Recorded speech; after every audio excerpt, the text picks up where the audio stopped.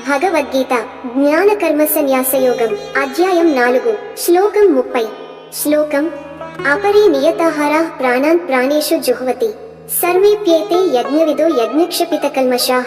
అనువాదం: ఇంకొందరు నియమితమైన ఆహారాన్ని తీసుకుని తమ ప్రాణశక్తిని మరో ప్రాణంలో యజ్ఞం చేస్తారు. ఈ విధమైన యజ్ఞాలను చేసే వారందరూ యజ్ఞజ్ఞానులు. వారు తమ పాపాలను యజ్ఞం ద్వారా నశింపజేసుకుంటారు. వివరణ: ఇక్కడ కృష్ణుడు శ్వాస నియంత్రణతో పాటు ఆహార నియమం గురించి చెబుతున్నారు. ఆహారం కేవలం శరీరానికి మాత్రమే కాదు, మనస్సుకు కూడా ప్రభావం చూపిస్తుంది.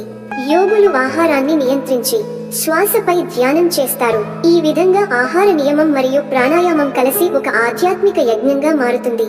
తాత్విక సందేశం: నియంత్రణ లేకపోతే శరీరం, మనసు రెండూ అస్థిరంగా మారతాయి. సాత్వికమైన ఆహారం తీసుకోవడం, పరిమితంగా తినడం యోగ మార్గానికి అవసరం. ఇంద్రియ నియంత్రణ ద్వారా పాపాలు తగ్గుతాయి, మనసు స్వచ్ఛమవుతుంది. ఉదాహరణ: రోజు మితాహారం చేసే వ్యక్తి శరీరాన్ని, మనసును సులభంగా నియంత్రించగలడు. అలాగే యోగ సాధన చేసేవారు మొదట ఆహారం, తర్వాత శ్వాసపై క్రమంగా నియంత్రణ సాధిస్తారు. ఎండ్ నోట్: ఆహార నియమం మరియు ప్రాణాయామం కలిసినప్పుడు మన జీవితం ఒక పవిత్ర యజ్ఞంగా మారుతుంది. ఓం శాంతి శాంతి శాంతి.